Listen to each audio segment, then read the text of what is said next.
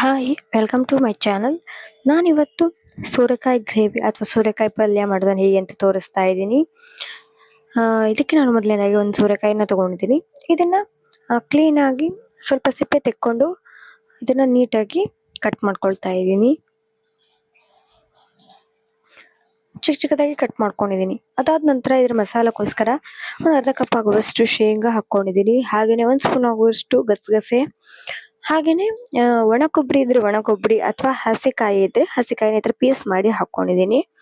ಇದನ್ನು ಸ್ವಲ್ಪ ಒಂದು 2 ರಿಂದ 3 ನಿಮಿಷ ಚೆನ್ನಾಗಿ ಫ್ರೈ ಮಾಡ್ಕೊಳ್ತೀನಿ. ಇದನ್ನು ಹೈ ಫ್ಲೇಮಲ್ಲಿ ಇಟ್ಟೇ ಫ್ರೈ ಮಾಡ್ಕೊಳ್ತಾ ಇದ್ದೀನಿ.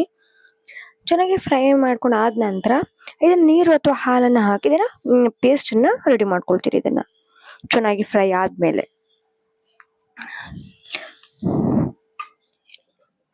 ಇದೀಗ ನೋಡಿ ಚೆನ್ನಾಗಿ ಫ್ರೈ ಆಗಿದೆ. ಪೇಸ್ಟ್ ಮಾಡ್ಕೊಳ್ತೀನಿ. ಹಾಗೆಯೇ ಪಕ್ಕದಲ್ಲಿ ಇನ್ನೊಂದು ಕಡೆ ಇಟ್ಕೊಂಡಿದ್ದೀನಿ. ಅದಕ್ಕೆ ಒಂದು 2 ಸ್ಪೂನ್ ಆಗುವಷ್ಟು ಎಣ್ಣೆನ ಹಾಕ್ಕೊಂಡಿದ್ದೀನಿ. ನಾನು ಸಾಧಾರಣ ಎಲ್ಲದಕ್ಕೂ ಕೂಡ ಕೊಬ್ಬರಿ ಎಣ್ಣೆನ ಯೂಸ್ ಮಾಡೋದು. ನೀವು ಯಾವ ಎಣ್ಣೆ ಬೇಕಾದ್ರೂ ಯೂಸ್ ಮಾಡಬಹುದು.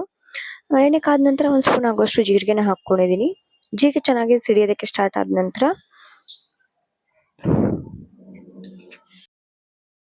ಇದಕ್ಕೆ ನಾನೀಗ ಒಂದು ಹಸಿಮೆಣಸನ್ನು 2 ಪೀಸ್ ಮಾಡಿ ಹಾಕ್ಕೊಳ್ತಾ ಇದ್ದೀನಿ.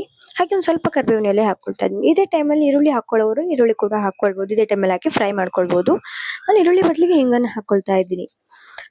ಈರುಳ್ಳಿ ಹಾಕ್ಕೊಂಡ್ರೆ ಸ್ವಲ್ಪ ಬೇರೆ ಥರ ಆಗುತ್ತೆ, ಬಟ್ ನಾನು ಈರುಳ್ಳಿನ ಸ್ವಲ್ಪ ಕಡಿಮೆ ಯೂಸ್ ಮಾಡ್ತೀನಿ. ಹಾಗಾಗಿ ಕೆಲವೊಂದು ಟೈಮ್ನಲ್ಲಿ ಅದಕ್ಕೇ ನಾನೀಗ ಟೊಮೆಟೊ ಹಾಕ್ಕೊಳ್ತಾ ಇದ್ದೀನಿ. ಈರುಳ್ಳಿ ಹಾಕೊಂಡಾದ ನಂತರ ಶುಂಠಿ ಬೆಳ್ಳುಳ್ಳಿ ಪೇಸ್ಟನ್ನು ಕೂಡ ಹಾಕ್ಕೊಳ್ಬೋದು ಈರುಳ್ಳಿ ಹಾಕೊಂಡವರು.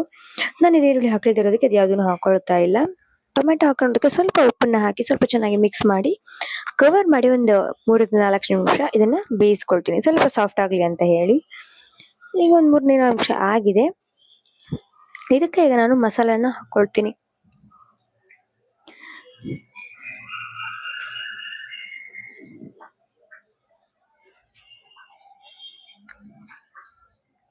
ಇದಕ್ಕೆ 1 ಸ್ಪೂನ್ ಆಗುವಷ್ಟು ಧನಿಯಾ ಪೌಡರ್ನ ಹಾಕ್ಕೊಳ್ತಾ ಇದ್ದೀನಿ.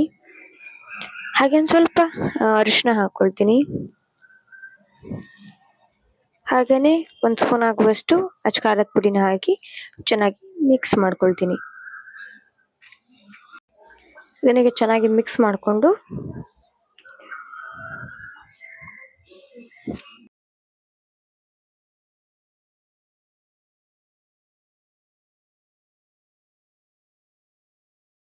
ಇದಕ್ಕೆ ಹೆಚ್ಚಿಟ್ಕೊಳ್ಳುವಂಥ ಸೋರೆಕಾಯಿನ ಹಾಕ್ಕೊಳ್ತಾ ಇದ್ದೀನಿ. ಸೋರೆಕಾಯಿನ ಹಾಕಿ ಚೆನ್ನಾಗಿ ಮಿಕ್ಸ್ ಮಾಡ್ಕೊಳ್ತೀನಿ. ಟೊಮೆಟೊ ಜೊತೆಗೆ ಚೆನ್ನಾಗಿ ಮಿಕ್ಸ್ ಮಾಡ್ಕೊಳ್ಬೇಕು.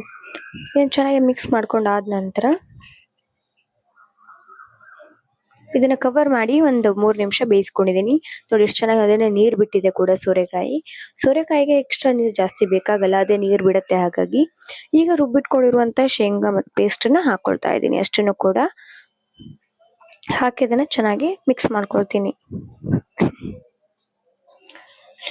ಇದು ತುಂಬ ತೆಳ್ಳಗಾಗುವಂಥದ್ದಲ್ಲ, ಸ್ವಲ್ಪ ದಪ್ಪನೇ ಇರಬೇಕು. ಇದು ಈ ಪಲ್ಯ ಥರನೂ ಅನಿಸ್ಬೇಕು, ಗ್ರೇವಿ ಥರ ಸ್ವಲ್ಪ ರಸನೂ ಸಿಗಬೇಕು. ಹಾಗಾಗಿ ಇದನ್ನು ಚೆನ್ನಾಗಿ ಮಿಕ್ಸ್ ಮಾಡ್ಕೊಳ್ತಾ ಇದ್ದೀನಿ.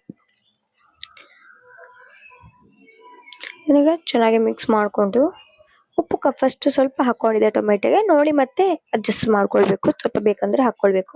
ನಾನು ಸ್ವಲ್ಪ ಬೇಕು ಅನ್ನಿಸ್ತು ಅದಕ್ಕೆ ಹಾಕ್ಕೊಳ್ತಾ ಇದ್ದೀನಿ. ಹಾಕಿ ಚೆನ್ನಾಗಿ ಮಿಕ್ಸ್ ಮಾಡ್ಕೊಳ್ತೀನಿ. ಚೆನ್ನಾಗಿ ಮಿಕ್ಸ್ ಮಾಡಿಕೊಂಡು ಕವರ್ ಮಾಡಿ ಒಂದು 5 ನಿಮಿಷ ಇದನ್ನು ಲೋ ಫ್ಲೇಮಲ್ಲಿ ಇಟ್ಟು ಬೇಯಿಸ್ಕೊಳ್ತೀನಿ. ಚಿಕ್ಕ ಚಿಕ್ಕದಾಗಿ ಹಚ್ಚಿರೋದ್ರಿಂದ ಬೇಗ ಬೇಯುತ್ತೆ ಇದು. ಹಾಗಾಗಿ ನೋಡಿ ಚೆನ್ನಾಗಿ ಕುದೀತಾ ಇದೆ. ಹೇಗೆ ಇದನ್ನು ಚೆನ್ನಾಗಿ ಮಿಕ್ಸ್ ಮಾಡ್ಕೊಳ್ತೀನಿ. ಇದು ಚಪಾತಿ ಜೊತೆಗೆ ಇದೆಲ್ಲದೂ ಕೂಡ ತುಂಬ ಚೆನ್ನಾಗಾಗುತ್ತೆ. ಅನ್ನದ ಜೊತೆ ಆಗಲಿ ಕೂಡ ಜೊತೆಗೂ ಕೂಡ. ಇದೀಗ ಸೋರೆಕಾಯಿ ಗ್ರೇವಿ ರೆಡಿ ಆಗಿದೆ. ಇದಕ್ಕೆ ಒಂದು ಸ್ವಲ್ಪ ಹೆಚ್ಚಿಟ್ಕೊಂಡಂತಹ ಕೊತ್ತಂಬರಿ ಸೊಪ್ಪನ್ನು ಹಾಕ್ಕೊಳ್ತಾ ಇದ್ದೀನಿ. ಹಾಗೆ ಇದನ್ನು ಮಿಕ್ಸ್ ಮಾಡಿಕೊಂಡು ಬೇರೆ ಪಾತ್ರೆಗೆ ಟ್ರಾನ್ಸ್ಫರ್ ಮಾಡ್ಕೊಳ್ತೀನಿ.